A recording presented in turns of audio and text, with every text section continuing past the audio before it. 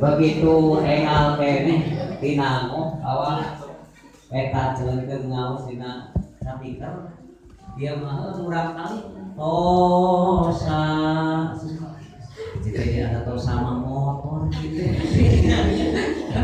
tosa teka anu kahaya aing teh kahaya aso cigir saha kirana cik abdi teh tanya abdi teh gitu insyaallah ya nek cik abdi teh kan urang ieu abdi dibeberes itu rasa pengen gitu nya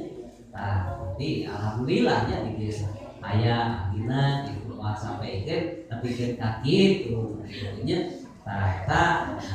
istilah nama pengalaman untuk dibaros gitu tah seorang itu baru dapat aduh cik abdi iya rumah dari mana namusna gitunya tah mawi gitunya alhamdulillah tah jantan upami urang ayeuna ngaos kana Al-Qur'an benar-benar dibimbing ku ilmu tajwid insyaallah gitu tong salah satu harap oke dibalas ku Allah 10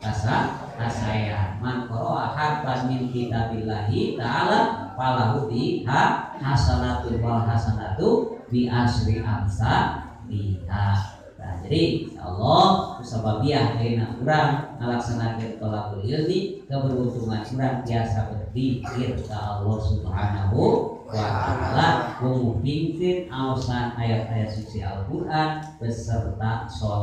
sholawatna gitu. Tah terakhirna